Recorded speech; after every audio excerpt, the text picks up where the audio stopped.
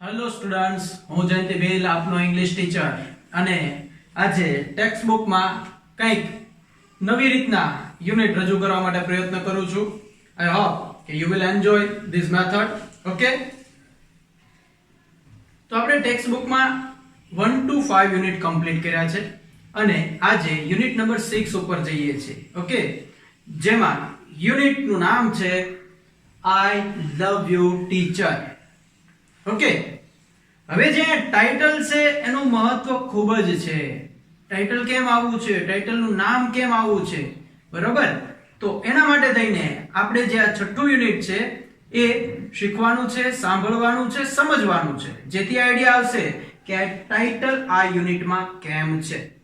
Okay, તો ચાલો પહેલા યુનિટ વિશે પ્રાથમિક માહિતી જે છે, બેઝિક ઇન્ફોર્મેશન તમને પ્રોવાઈડ કરી દઉં કે આ યુનિટ જે છે એ હેલન કેલર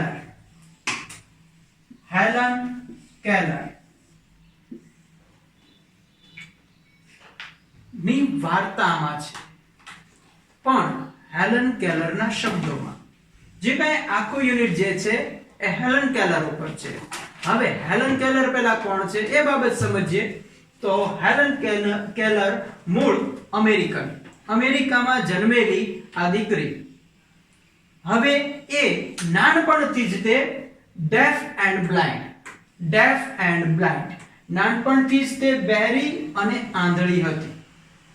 હેલન કેલર જન્મી ત્યારથી આંધળી અને બહેરી હતી. હવે અત્યારની મીન્સ કે એનો લાસ્ટ સ્ટેટમેન્ટ શું છે, લાસ્ટ સિચ્યુએશન શું છે એની એ બતાવું. એ આંધળી અને બહેરી યુવતીએ ગ્રેજ્યુએશન હાંસલ કર્યું. મિત્રો, અગત્યની બાબત એ છે કે આંધળી અને બહેરી એવી હેલન કેલર જે છે એ ગ્રેજ્યુએટ થાય છે, સ્નાતક થાય છે, કોલેજ પૂરી કરે છે, બરોબર? અને એ કયા સમયમાં? તો કે જન્મીથી જૂન 27 1880 માં. એટલે તમે સમજી શકો 1880 માં જન્મેલી હેલન કેલર, બરોબર? પછીના જે એના જીવનના યર્સ જે છે, યર્સ દરમિયાન એ આ સમયમાં નોન ટેકનોલોજીકલ ટાઈમ, બરાબર, જ્યારે એટલું બધું ટેકનોલોજીનું ડેવલપમેન્ટ નહોતું, ખાસ અને ડેફ બ્લાઇન્ડ પીપલ માટે, તો ત્યારે હેલન જે છે એને ગ્રેજ્યુએશન કમ્પ્લીટ કર્યું. અને એ ગ્રેજ્યુએશન એને કમ્પ્લીટ કર્યું છે એની પાછળનો શ્રેય એના ટીચરને આપે છે. જીવનમાં એ પોતે આંધળી છે, બહેરી છે, છતાં દુનિયાથી પરિચિત થાય છે. તો એ દુનિયાથી પરિચિત થાય છે એનો શ્રેય એ એના ટીચરને આપે છે. એના ટીચરે એની માટે કેટલું બલિદાન આપ્યું છે, એના ટીચરે એની માટે શું કર્યું છે, એ બધી બાબતનું વર્ણન આપણી સામે હેલન કેલરે અહીં આપણી સામે મૂક્યું છે. તો એ યુનિટમાં વ્યવસ્થિત ધ્યાનથી સાંભળીએ અને પાત્રમાંથી કંઈક પ્રેરણા લઈએ, ઇન્સ્પિરેશન લઈએ એની પાસેથી કંઈક, કે જો આંધળી અને બહેરી છોકરી કંઈક કરી શકે તો આપણે બધા તો ફૂલ ઓફ બોડી છીએ, બરોબર? કોઈ પ્રકારના ડેમેજ છે જ નહીં આપણે, તો આપણે પણ જે ઈચ્છીએ એ કરી શકીએ. પણ એની માટે જરૂરી છે હેલન જેવો વિલ પાવર, હેલન જેવો કોન્ફિડન્સ, હેલન જેવું સ્ટ્રોંગ કેરેક્ટર એ આપણી પાસે હોવું જોઈએ. આપણને આપણી જાત પર ભરોસો હોવો જોઈએ, ત્યારે એ બાબત શક્ય બનશે. ઓકે, તો હવે હેલન વિશે પ્રાથમિક માહિતી આટલી ઇનફ છે. બાકી બધી માહિતી આપણી સામે યુનિટમાં હેલન દ્વારા દર્શાવવામાં આવેલી છે, કારણ કે હેલન કેલર જે છે એક ઓથર પણ હતી, બરાબર? એટલે કે લેખિકા હતી. એ પોતે લખતી અને આ જે ટાઇટલથી લખ્યું છે એ હેલને પોતે લખ્યું છે અને એ આપણી સામે રજૂ કર્યું છે. ઓકે, તો સૌપ્રથમ પહેલા પેરેગ્રાફના હાર્ડ વર્ડ્સ ઉપર લઈ જાઉં છું. મેથડ થોડીક ચેન્જ કરીએ છીએ અહીંથી. પહેલા પેરેગ્રાફ જે આપણે સ્ટડી કરવાનો છે, પહેલા એના હાર્ડ વર્ડ્સ જોઈ લઈએ અને પછી એ પેરેગ્રાફ કવર કરીએ. ઓકે, તો ચાલો અહીં ધ્યાન. ડેફ એટલે કે બહેરી, બ્લાઇન્ડ એટલે આંધળી, સિન્સ એટલે ત્યારથી. હવે સિન્સ જે છે એ ત્યારથી છે, એ અહીંયા આગળ ફંક્શનલ ગ્રામરનો એક પાર્ટ છે. સિન્સ જે છે એ ફંક્શનલ ગ્રામરનો પાર્ટ છે, એને પોઈન્ટ ઓફ ટાઈમ કહેવાય. પોઈન્ટ ઓફ ટાઈમ, તો એ બાબતે પણ યાદ રાખવાનું. સિન્સ ત્યારથી. આપણે ઘણી દુકાનને બોર્ડ ઉપર વાંચ્યું હોય, એલા બેગ લાવીએ છીએ, એમાં લખ્યું સિન્સ 1975. તો સિન્સ 1925 એનો મતલબ એવો થયો ત્યારથી ચાલુ છે. એ પોઈન્ટ ઓફ ટાઈમ ફંક્શન થયું, લેંગ્વેજ ફંક્શન થયું. તો એ બાબતને ધ્યાનથી જોઈએ, યાદ રાખજો. લેંગ્વેજ ફંક્શન દરમિયાન આ પ્રશ્નો તમને હું પૂછીશ. ટુ સ્પીક એટલે બોલવું, ટુ સ્પીક એટલે બોલવું. Speak, spoke, spoken. Speak, spoke, spoken. V1 છે, V2 છે, V3 છે. ક્રિયાપદનું રૂપ છે સ્પીક, સ્પોક, સ્પોકન. સ્પીક એટલે બોલવું. રેડી? ત્યારબાદ એક્સ્ટ્રીમલી એટલે ખૂબ જ, અત્યંત. એક્સ્ટ્રીમલી એટલે ખૂબ જ કે અત્યંત. ત્યારબાદ વરીડ એટલે ચિંતિત. વરીડ એટલે ચિંતિત. ઓકે. ફાઉન્ડ એટલે શોધ્યા કે મળ્યા. બરાબર? ફાઉન્ડ એટલે શોધ્યા કે મળ્યા. ત્યારબાદ and on account of, and account of એટલે ના લીધે. ના લીધે, and account of એટલે ના લીધે.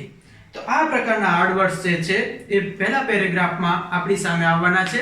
ધ્યાનથી જોઈએ અને એની ઉપર 2 મિનિટ ફોકસ કરીએ અને હવે આપણે ટેક્સ્ટ બુક ઉપર પ્રયાણ કરીએ છીએ. Just watch on this word and cover these words. Okay.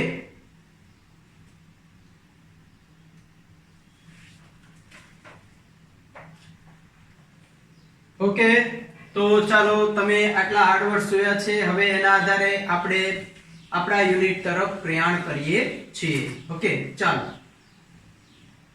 Helen Keller became deaf and blind when she was very young.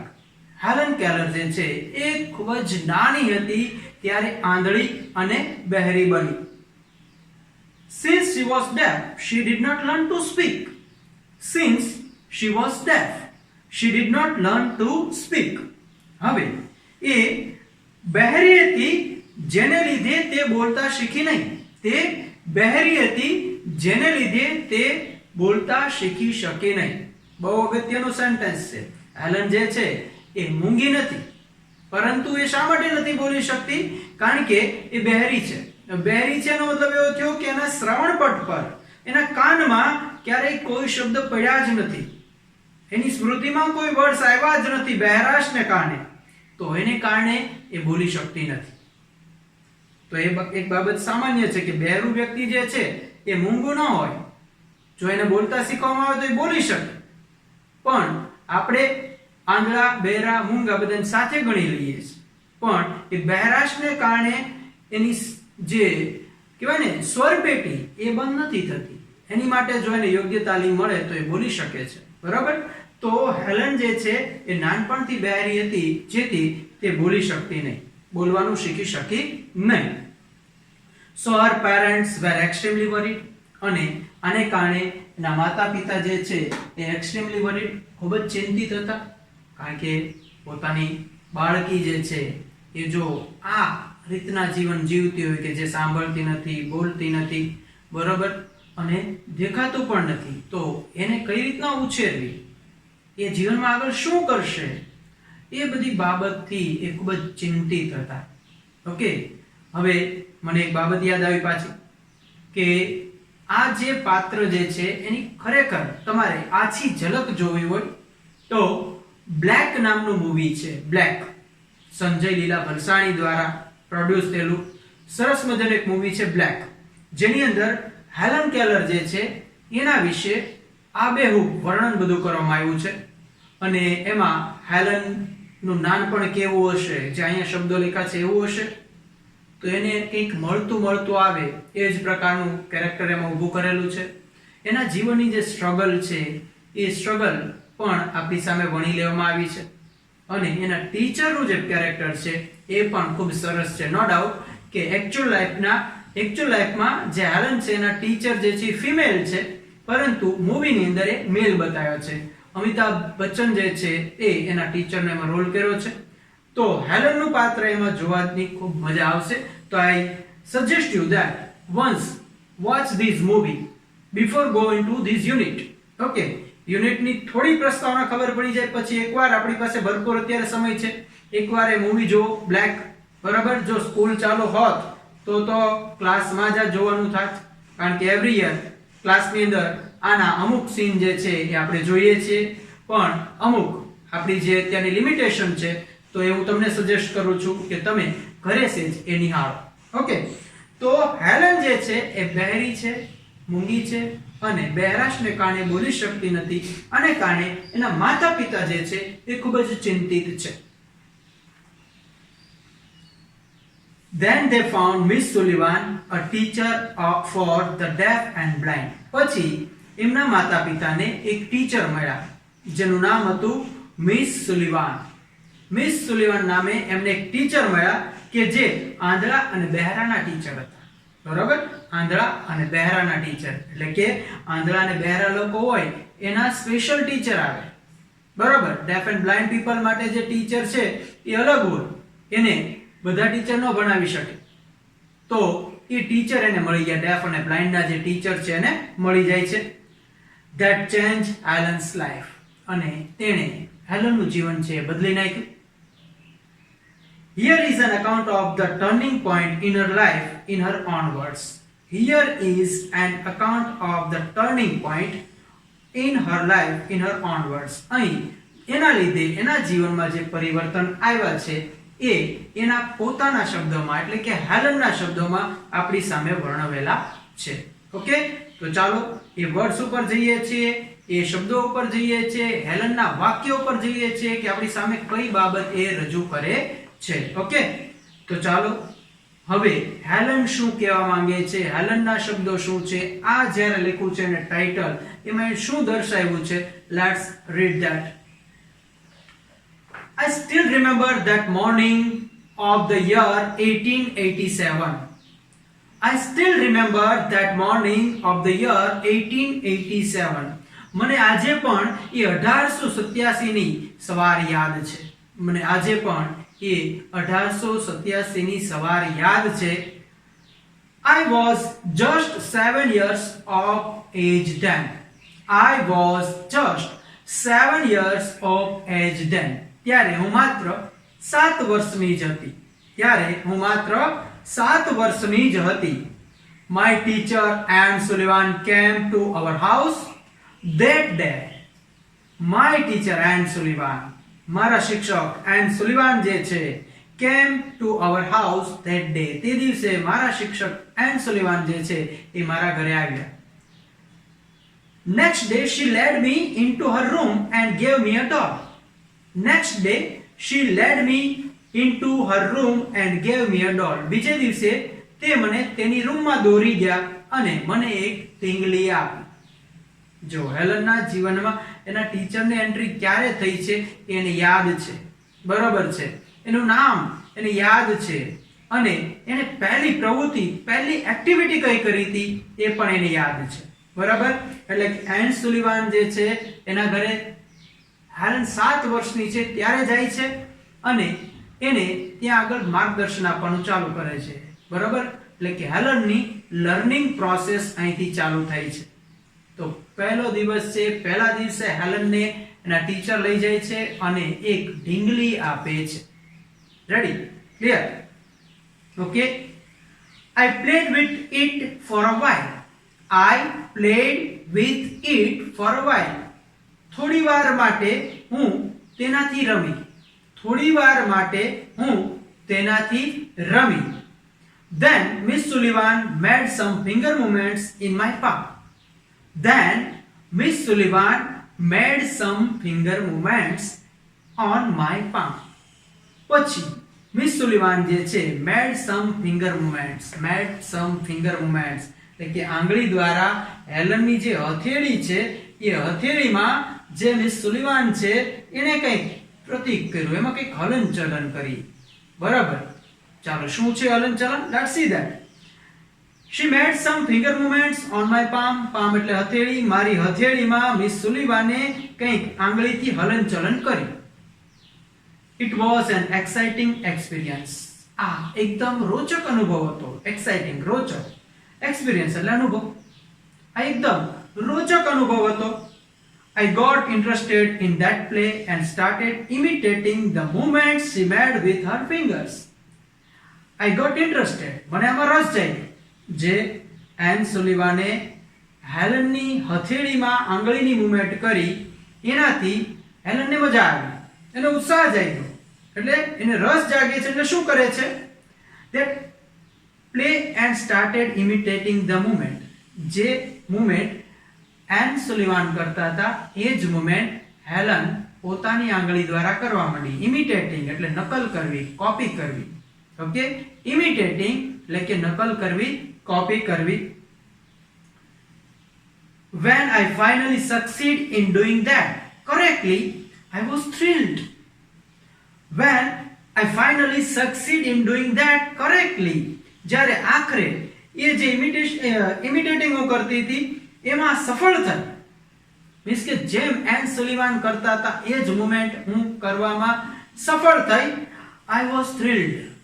બરાબર છે, મને આંચકો લાગ્યો, ત્રાસકો લાગ્યો. I don't know that I was spelling DOLL. I don't know, મને ખબર નહોતી that કે I was spelling DOLL. બરાબર, મને ખબર જ નહોતી કે હું જે છે એ ફિંગર મુવમેન્ટ કરું છું, એ ફિંગર મુવમેન્ટમાં શું થઈ રહ્યું છે? તો કે ફિંગર મુવમેન્ટમાં DOLL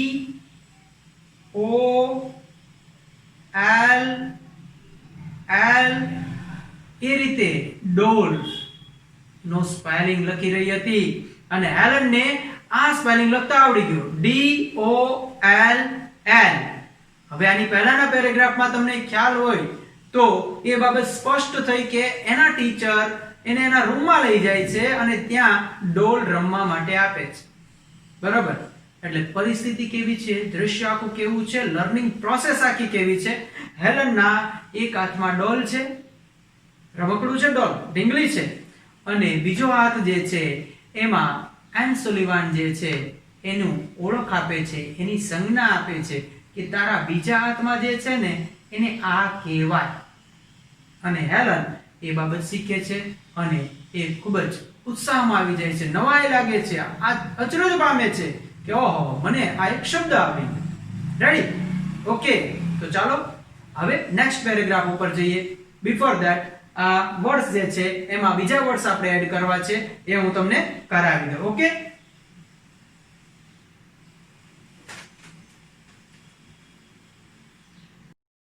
ઓકે, ચાલો હવે જે બે પેરેગ્રાફ જોયા છે ને હાર્ડ વર્ડ્સ જે છે તમને નોટ ડાઉન કરાવું છું. શક્ય હોય તો મારી સાથે તમારી ટેક્સ્ટ બુકમાં પેન્સિલ થી કે માર્કર થી ઓલા શું કહેવાય હાઇલાઇટ થી તમે એ વર્ડ્સ નોંધતા જજો, બુકમાં લખતા જજો. ઓકે,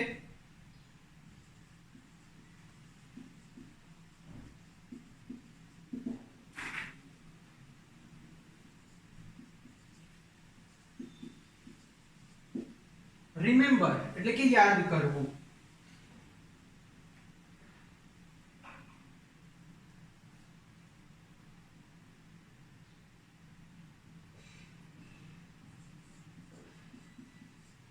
ગેવ એટલે આપવું, ગેવ એટલે આપવું. V1 થાય એનું ગીવ, V2 થાય ગેવ, અને V3 થાય એનું given. Give, gave, given.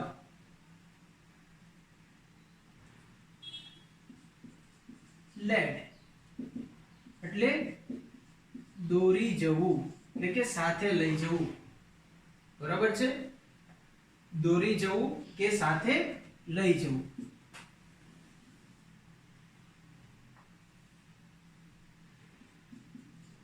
for a while, for a while શબ્દ સમૂહ છે થોડા સમય માટે. for a while થોડા સમય માટે. મેડ, મેડ એટલે આમ બનાવવું થાય, મેડ એટલે બનાવવું, પણ અહીંયા આપણે એનો અર્થ લેશું કરવું. આંગળીથી મુવમેન્ટ કરી, બરાબર છે, મુવમેન્ટ બનાવે એમ ન કહેવાય, એટલે અહીંયા આગળ મેડ નો અર્થ એ રીતના લેશું.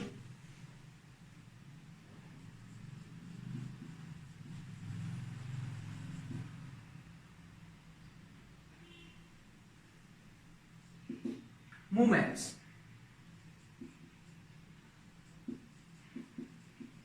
એટલે કે હલનચલન.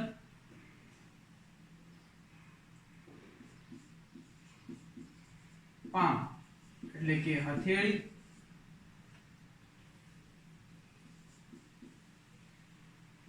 એક્સાઇટિંગ એટલે કે રોચક, બતાય છે ને નીચે જોઈ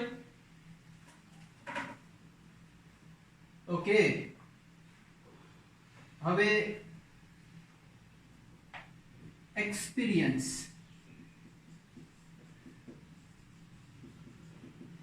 એટલે કે અનુભવ, એક્સપિરિયન્સ એટલે કે અનુભવ.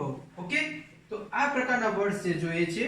હજી બીજા વર્ડ્સ જોઈએ છે, હું કવર કરાવું છું. જો બોર્ડમાં મારી જે લિમિટેશન છે એ પ્રમાણે હું કરું છું, એટલે તમે એ તમારી સાથે બુકમાં નોંધતા જજો, એનો મીનિંગ લખતા જજો. ઓકે, ચાલો બીજા વર્ડ્સ જોઈએ છે જે આપણે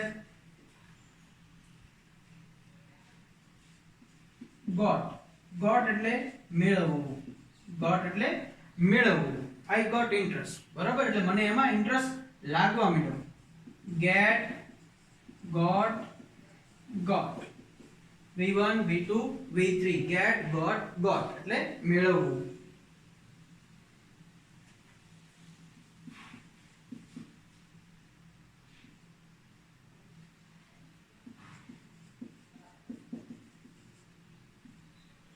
ઇન્ટરેસ્ટેડ, બરાબર, એટલે કે રસ ઉપજવો,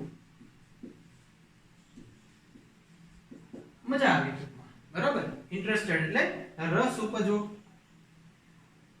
imitating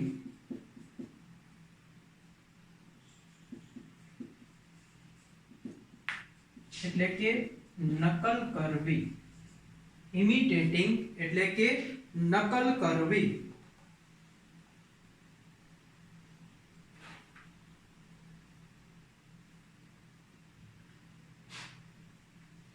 ઓકે, તો આ પ્રકારના વર્ડ્સ જે છે એ બે પેરેગ્રાફની અંદર આપણી સામે આવ્યા છે. મેં તમને પેરેગ્રાફ સમજાવ્યો છે એમાં. રેડી? ફરીથી એકવાર તમને એ શબ્દો જે છે એનું પ્રોનાઉન્સિએશન અને એના મીનિંગ ઉપર લઈ જાવ. તો રિમેમ્બર એટલે કે યાદ કરવું. એટલે આપણી પાસે સેન્ટેન્સ આવ્યું ત્યારે હેલન બોલી કે રિમેમ્બર, બરાબર છે, ધેટ મોર્નિંગ ઓફ 1887. તો ત્યારે રિમેમ્બર શબ્દ આવ્યો આપણી સામે. ગેવ એટલે આપવું, બરાબર છે, ગેવ એટલે આપવું. લેડ એટલે દોરી જવું.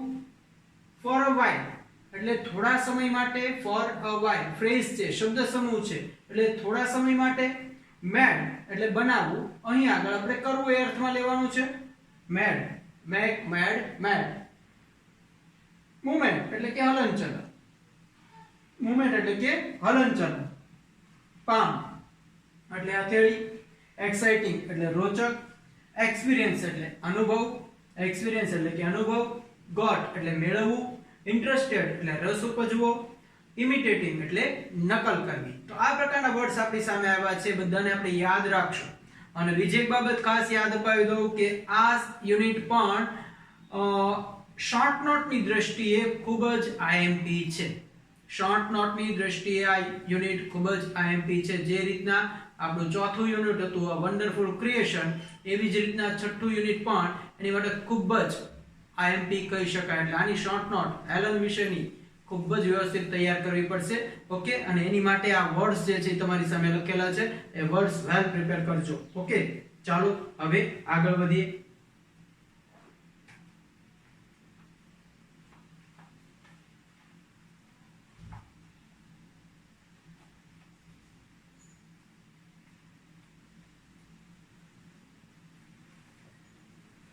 Some days later, we were walking in our garden.